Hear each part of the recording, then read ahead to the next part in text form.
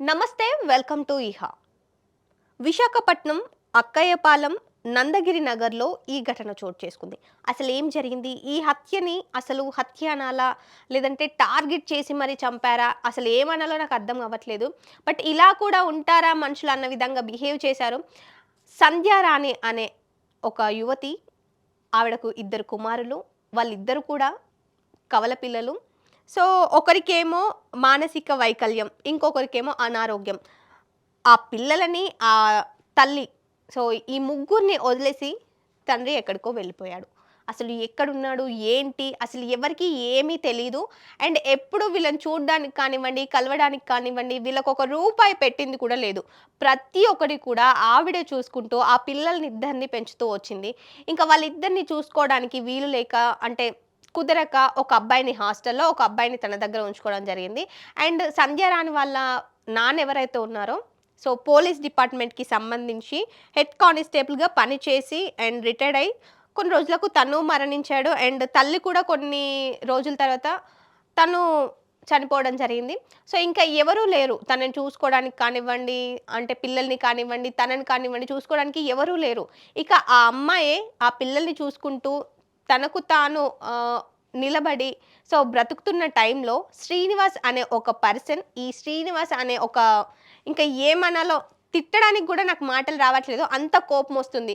Just ఒక scooty seat గురించి, seat చింపేశావు అనేసి సంధ్యారాణి అడగడం, నేను కాదు అని తను ఆర్గ్యూ చేయడం, ఇదంతా జరిగింది. అసలు ఈ శ్రీనివాస్ అనే పర్సన్ ఎవరు? ఇంటి ముందు ఉన్న ఒక పర్సన్. ఎదురింట్లో ఈ అమ్మాయి ఒక ఇంట్లో రెంట్‌కుంటుంది. సో, ఇంటి ముందు ఎవరైతే ఉంటారో మాట్లాడుకుంటూ ఉంటాం. సో, సరదాగా మాట్లాడుతూ ఉంటారు. అంతా ఓకే. కానీ ఈ శ్రీనివాస్ అనే పర్సన్ ఎవరైతే ఉన్నారో, ఈ సంధ్యారాణి స్కూటీ సీట్ కట్ చేయడం జరిగిందా అని అడగడంతో గొడవలు జరగడం.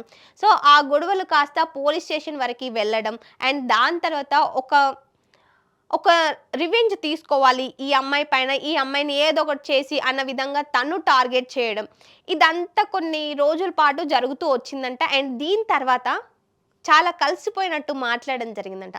అంటే ఇదంతా మర్చిపోయి ఓకే, మనం చూస్తూ ఉంటాం కొన్ని గొడవలు చంపుకోవడానికి వెళ్ళినా సరే తర్వాత బానే మాట్లాడుకుంటూ ఉంటారు. సో, అలానే ఇక్కడ కూడా జరిగింది. సో, బట్ అనుకోని పరిస్థితులలో ఈ శ్రీనివాస్ అనే ఒక వెధవ చేసిన పనికి ఆ పిల్లలకు తల్లి లేకుండా పోయిందండి. ఇప్పుడు ఆ పిల్లల్ని ఎవరు చూసుకుంటారు?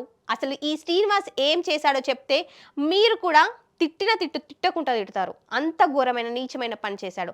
ఆ అమ్మాయిని చంపేశాడు. ఆ అమ్మాయి సాయంత్రం వాకింగ్ కని బయటికి రావడంతో కొంచెం దూరం వెళ్ళిన తర్వాత ఎవరు లేని టైంలో కత్తి తీసుకొని వెళ్ళి గొంతు కోసి రోడ్డు పైనే చంపేయడం జరిగింది. ఆవిడని తీసుకెళ్ళడానికి, అంటే చుట్టుప్రక్కల ఎవరూ లేరు. అండ్ తను బ్లడ్ కారిపోయి కొట్టుకొని చనిపోయిన తర్వాత చూసేసరికి చాలా మంది దగ్గరకొచ్చారంట. అప్పుడు చూసారంట జనాలు. అంతవరకు ఒక్క జనాలు కూడా, అంటే రోడ్ పైన ఒక్కరు కూడా లేరంట. ఈ శ్రీనివాస్ అనే పర్సన్‌కి అసలు ఏమైంది? ఏదైనా చెయ్యాలి అనుకుంటే ప్రాణం తీస్తారా ఎవరైనా? ఇప్పుడు ఆ ప్రాణం తీశాడు ఓకే. ఆ పిల్లలని ఎవరు చూసుకుంటారు? అమ్ తాత, అమ్మమ్మ, నానమ్మ, తాత అని చూసుకోవడానికి ఎవరూ లేరు. ఆ అసలు ఎక్కడున్నాడో కూడా తెలియదు. అలాంటి వాళ్ళని, పిల్లల్ని కంటికి రెప్పలా చూసుకుంటుంది సంధ్యారాణి. ఆవిడను చంపేశాడు.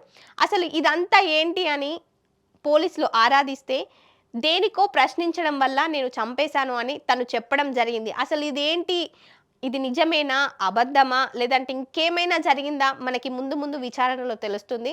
అసలు తలుచుకుంటేనే, ఆ పిల్లల గురించి తలుచుకుంటేనే చాలా, అంటే చాలా బాధేస్తుంది. ఎందుకంటే ఇద్దరు పిల్లలండి. ఒక అబ్బాయిని ఆల్రెడీ హాస్టల్‌లో ఉన్నాడు. ఆ అబ్బాయికి ఏమీ తెలియదు. మరి వాళ్ళు బాగున్నారంటే వాళ్ళకి ఆరోగ్యం బాలేదు. అందులో ఇప్పుడు ఒకరేమో హాస్టల్‌లో ఉన్నారు. ఒకరేమో తల్లితో ఉన్నారు. ఇప్పుడు తల్లి కూడా లేదు. ఇప్పుడు ఈ మిగిలిన అబ్బాయి పరిస్థితి ఏంటి? అసలు ఆ తండ్రి ఎక్కడున్నాడో కూడా తెలియదు. అసలు ఎప్పుడు వచ్చి చూసిందే లేదు. ఒక రూపాయి పెట్టింది కూడా లేదు. ప్రతి ఒక్కటి కూడా సంధ్యారాణియే తన పిల్లల్ని కంటికి రెప్పలా కాపాడుకుంటూ వచ్చింది. ఇప్పుడు ఆ తల్లి లేదు. ఈ శ్రీనివాస్ అనే పర్సన్‌ని ఏం చేయాలో మీరే చెప్పండి. ఇలాంటివి అసలు జరగొద్దు అని నేను అనుకుంటున్నాను. మీరేమనుకుంటున్నారో కామెంట్ చేయండి.